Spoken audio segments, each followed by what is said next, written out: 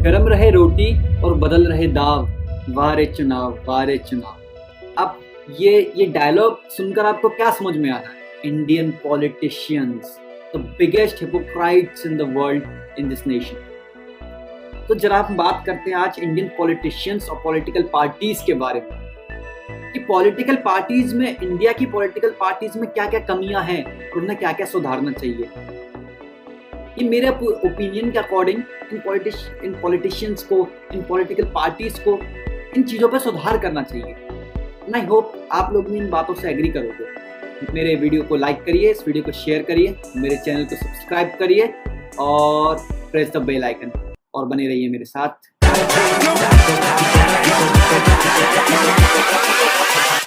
Hold up.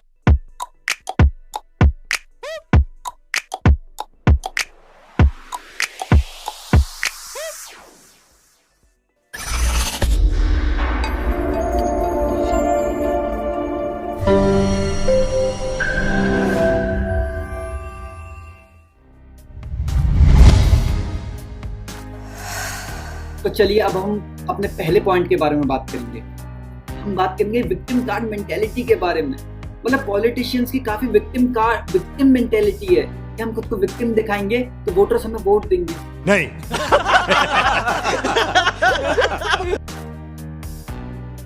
अरे आप काम दिखाइए तब जाके तो वोटर्स आपको वोट देंगे।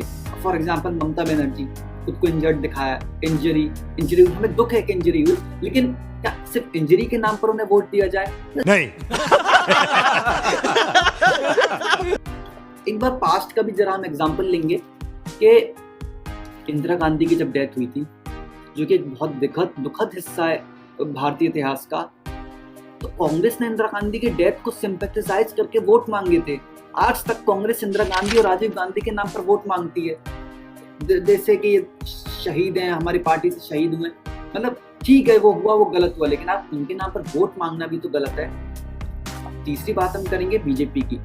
अटल बिहारी वाजपेयी ने अपना पूरा जीवन काल में बीजेपी को यहाँ से यहाँ तक पहुंचाया, और जब अटल बिहारी वाजपेयी की डेथ हुई तो बीजेपी ने उनके शव यात्रा निकाली, उनके अर्थियों से एक यात्रा निकाली, एक चुनाव प्रचार टाइप का किया। This was wrong. मतलब क्या मेंटेलिटी है ये?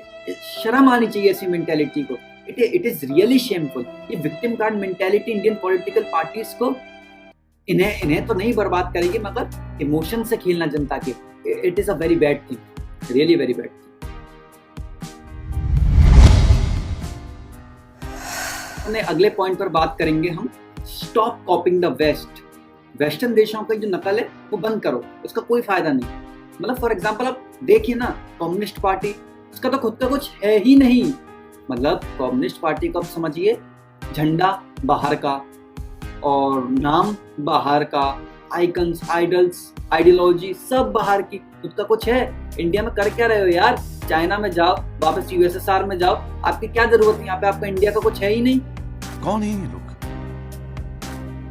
कहां से आते हैं? और देखिए हम अगला एग्जांपल लेंगे, कांग्रेस तो ऐसा लगता है कि अमेरिका की डेमोक्रेट पार्टी का ही एक क्या बोलते हैं सस्ता वर्जन है। जो अमेरिका की डेमोक्रेट पार्टी 5 साल पहले करती है, वो कांग्रेस इंडिया में 5 साल बाद करती है। They are same. Democrat party पहले कहती थी क्या बोलते हैं कि सब चीजें फ्री में बांटेंगे, राहुल गांधी स्कीम लेके आए, क्या बोलते हैं सबको 70,000 रुपए 72,000 रुपए देंगे। अरे यार कमाल की बात है। बीजेपी भी ऐसा लगता है क्या बोलते हैं कि यूके की कंजर्वेटिव पार्टी का इंडियन वर्जन है। मतलब वाइस वर्सा है वो तो थोड़ा, वो उन्होंने तो सहयोग भी किया था, उनके बीच में तो साठ गांठ भी है दोनों पार्टीज के बीच में भाया। और आप देखिए कि सोशलिज्म वर्ड हुआ, सोशलिस्ट वर्ड हुआ, मतलब सोशलिस्ट से आपने इंडिया में समाजवाद बना दिया। समाजवाद की जाने कितनी पार्टी बन गई, हर पार्टी लगभग इंडिया में समाजवाद करती है। अरे खुद की कोई आइडियोलॉजी है? समाजवाद विदेशी विचारधारा है। समाजवाद इसको देसी विचारधारा बनाकर पेश किया जाता है, यानी क्या है? करो हाथ जोड़ के मैं मोदी साहब से गुजारिश करता हूँ। और देखिए कि जो अपने कुछ पार्टीज हैं उनकी कुछ अच्छी आइडेंटिटी है, जैसे कि शिवसेना हुई या फिर अकाली दल हुई। मैं इनका कोई सपोर्ट नहीं कर रहा, कोई तारीफ नहीं कर रहा, लेकिन कम से कम एक इंडियन आइडेंटिटी है। नाम, झंडा, आइडियोलॉजी, ये सब उनके अपने रीजनल आइडेंटिटी तो है कम से कम। अरे यार बाकी पार्टियों की रीजनल ना नेशनल कुछ आइडेंटिटी है, सब वेस्ट से कॉपी करके यहाँ पर करते हैं।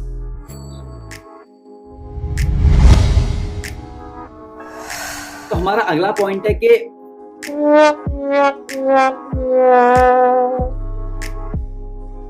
इन्वायरमेंट इश्यूज पर कोई बात नहीं करता है।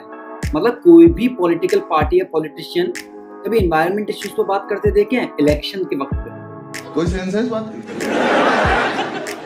अब देखिए मोदी जी जो है वो यूएन वगैरह में जाते हैं, विदेशी मंचों पे बहुत अच्छे अच्छे भाषण देते हैं इलेक्शन इसके इन्वायरमेंट के लिए, लेकिन कभी भी मैंने किसी भी पॉलिटिशियन को environment issues, pollution, water issue ऐसे चीजों पर बात करते नहीं देखा इलेक्शन के वक्त कि हम आएंगे तो हम इन्वायरमेंट इश्यूज फिक्स करेंगे, जो कि इस वक्त इंडिया की सबसे बड़ी नीड है इन्वायरमेंट इश्यूज फिक्स करना। लेकिन no politician talk about them.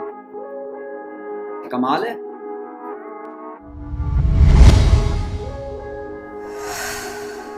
तो अगला पॉइंट है आइडियोलॉजीज। मतलब अपनी आइडियोलॉजी पे ही नहीं टिकते। They even do not know what they want. आपने वेस्टर्न देशों से कॉपी तो कर लिया, लेकिन उस आइडियोलॉजी को चलाना कैसे ये तो सीखो जरा। फॉर एग्जाम्पल मतलब कितने हिपोक्राइट हैं। एक तरफ शशि थरूर जो है वो लिखते हैं कि why I am a Hindu, एक किताब लिखते हैं why I am a Hindu. दूसरी तरफ दिग्विजय सिंह एक नए शब्द का इजाद करते हैं, उस शब्द का नाम है हिंदू टेररिज्म। सच हिपोक्रेसी। एक तरफ बीजेपी जो है वो खुद को मिडिल क्लास लोगों की पार्टी बताती है कि वो एक तरीके से खुद को ऐसे शोकेस करती आई है कि हम अर्बन मिडिल क्लास की पार्टी है। बीजेपी के राज में मिडिल क्लास सबसे ज्यादा परेशान रहा है। तो आप बताइए हिपोक्रेसी हुई कि नहीं? यही दिक्कत है बिग टेंट पार्टीज की। क्या आप जो है कोई नेशनलिज्म और सेकुलरिज्म, सोशलिज्म और रिलीजन एक्सट्रीमिज्म सारी चीजों को मिक्स करके एक पार्टी बना देते हैं और एक भी चीज को ढंग से इंप्लीमेंट नहीं कर पाते। ये बिग टेंट पार्टी की प्रॉब्लम है, ये इंडिया में बहुत ज्यादा देखी जाती है।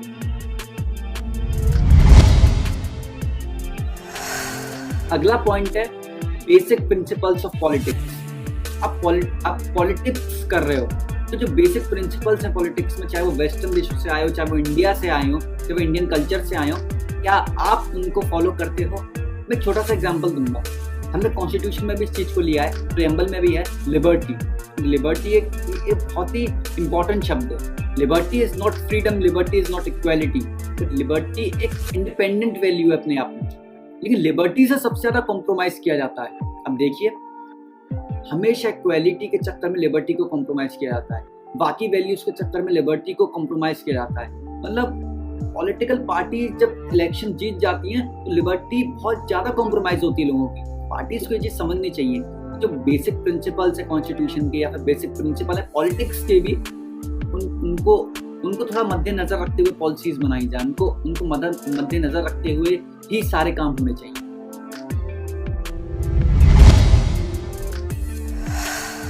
हमारा अगला पॉइंट है कि पार्टीज को they shall be more worker centric. मतलब कार्यकर्ताओं को मद्देनजर रखते हुए कार्यकर्ताओं के चारों तरफ ही पार्टी बनी होनी चाहिए, क्योंकि आखिरकार कार्यकर्ता ही पार्टी को बनाते हैं। फॉर एग्जाम्पल हम लेते हैं कि बीजेपी इस वक्त सिर्फ मोदी और शाह की पार्टी बन के रह गई है, सिर्फ मोदी और शाह की। कांग्रेस राहुल गांधी की गांधी परिवार की बन के रह गई है, सपा अखिलेश यादव की बन के रह गई है, शिवसेना उद्धव ठाकरे। ऐसे तो मतलब एग्जाम्पल हैं। मतलब हीरो वर्शिप होता है पॉलिटिक्स में, हीरो वर्शिप। अब समझिए कितने कार्यकर्ताओं का खून बहा है। अब वेस्ट बंगाल और केरला में आप देखिए बीजेपी के कितने कार्यकर्ता शहीद हुए। मैं शहीद ही बोलूंगा, शहीद हुए। सिर्फ किस लिए? आफ्टर द इलेक्शन 2 लोग इमर्ज होंगे बस स्टार के, हम इन दोनों की वजह से जीते। बिल्कुल इस बात में कोई दोहराई नहीं, आपकी वजह से जीतते हैं, लेकिन कार्यकर्ताओं का क्या, उन परिवारों का क्या? आप ध्यान भी नहीं देते, आप अपने कार्यकर्ता को बचाते भी नहीं है। तो ये पॉलिटिकल पार्टीज को नजर में रखना चाहिए कि वो आपके लिए काम कर रहे हैं, आप भी उनके लिए काम कर रहे हैं।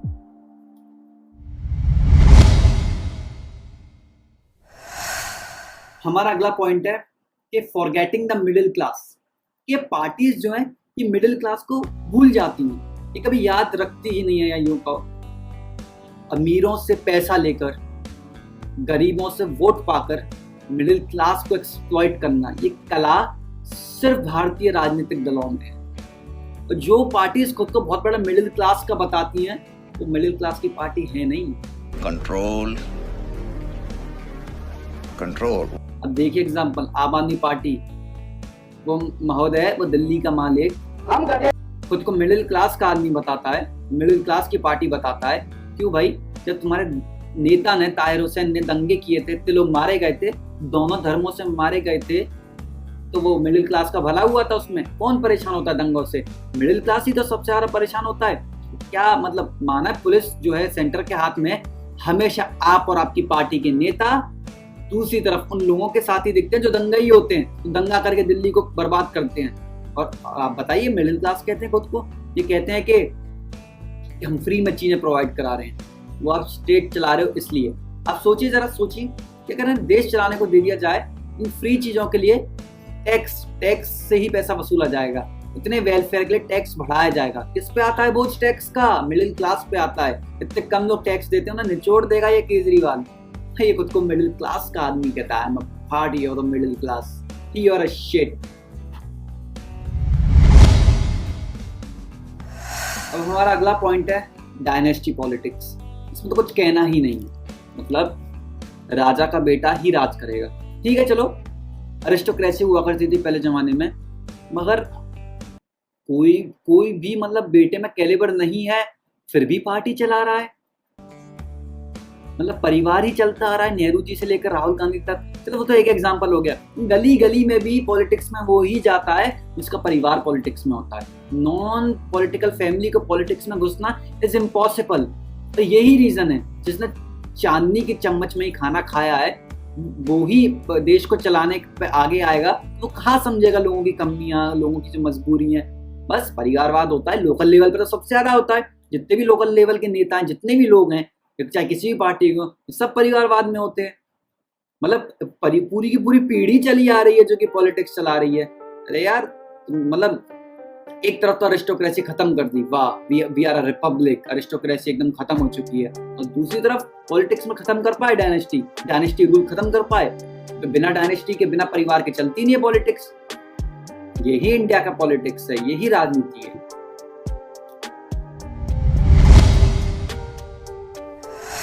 अब अगला पॉइंट है हेटिंग द हिंदूज। मतलब जितनी नफरत हिंदुओं के लिए, जितना ज्यादा आप बुरा करेंगे हिंदुओं के लिए, उतना ज्यादा आप पॉलिटिक्स में चमकेंगे। मैं एक एक करके एग्जांपल समझाता हूँ आपको। मंदिरों का इशू आप ले लो। सरकार ने मंदिरों पर कब्जा कर रखा है, और सरकार किस तरीके से मंदिरों को ट्रीट कर रही है कि ये बताने लायक नहीं। मंदिरों को तोड़ा जाता है, मूर्तियों को तोड़ा जाता है, सरकार द्वारा हमारे ऐतिहासिक मॉन्यूमेंट्स को गिराया जा रहा है, हमारे हेरिटेज को बर्बाद किया जा रहा है। चाहे वो बीजेपी हो, चाहे वो AIDMK हो, ये सब पार्टी एक ही थैले की चटपुट हैं। दूसरा पॉइंट अगर हम देखें तो ब्लेमिंग द हिंदूज। हर चीज के लिए हिंदुओं को ब्लेम किया जाता है। मतलब ये अच्छी बात नहीं है ना, हर चीज के लिए हिंदुओं को ब्लेम किया जाए। कोई दंगा हो रहा है तो हिंदुओं को ब्लेम करो, देश में कोई भी समस्या है तो हिंदुओं को ब्लेम करो। मतलब इसमें बीजेपी की भी गलती है। बीजेपी हर चीज में फेलियर हो जाती है, इकोनॉमिक फेलियर हुआ, चाहे कुछ भी फेलियर हुआ, उसके लिए हिंदुओं को ब्लेम किया जाता है कि हिंदुओं की सरकार है, ये फेल हुई है। हिंदुओं ने ठेका लिया बीजेपी का, या बीजेपी ने ठेका लिया हिंदुओं का? आप अगला एग्जांपल देखिए, हेटिंग द हिंदूज। हाल ही में महुआ मोइत्रा, क्योंकि लिबरलों की सबसे फेमस पर्सन है, वो हीरो है लिबरल्स की, वो the darling of the liberals, क्या कहती हैं? चोटी वाला राक्षस। हिंदुओं को चोटी वाला राक्षस कहती है ट्वीट में। शर्म आनी चाहिए उन्हें यार।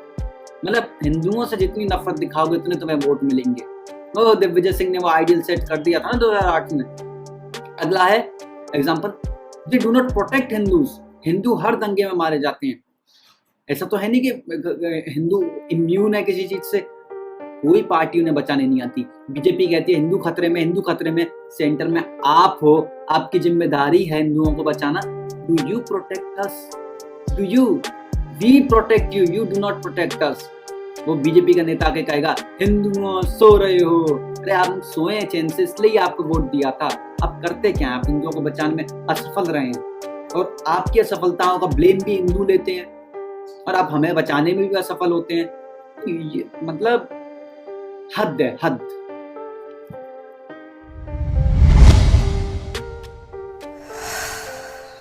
तो चलिए आखिरी पॉइंट है, we need educated politicians. Education का मतलब सिर्फ यही नहीं कि हमें लिखना आता है, हमें पढ़ना आता है, we are educated. No, you are not educated. अब देखिए जरा, आप स्टेट्स देखिए कुछ। सबसे बड़ा ये कि लोकसभा में जो सांसद हैं, around 50% of them have a criminal record. इसमें से कितने सच हैं कितने झूठ है इसमें मैं नहीं बोलूंगा, पर 50% ये थोड़ा आत्मचिंतन की बात है। पॉलिटिशियंस करप्ट होते हैं, इस बारे में कोई दो राय नहीं। Politicians are the biggest corrupt creed of India. अगला हम बात करते हैं कि एजुकेटेड पॉलिटिशियंस है तो सही, विदेशों से पढ़ के आए हैं, राहुल गांधी जैसे, अखिलेश यादव जैसे। एजुकेशन मतलब और पढ़े लिखे गंवार में बात करूंगा, आप कितने भी पढ़े लिखे जाओ, बातें ही ऐसे करोगे, ओनी तोनी बातें करोगे। If you are with Modi, you are with India. If you are not with Modi, you are anti-India. That's it. मतलब पढ़े लिखे गंवार पॉलिटिशियंस हैं, उनका कोई फायदा नहीं है ऐसे एजुकेटेड पॉलिटिशियंस का। एजुकेटेड मतलब एक डिसेंट पॉलिटिशियन होने चाहिए हमारे इंडिया में, वो नहीं है। This is a fact, decent politicians नहीं है।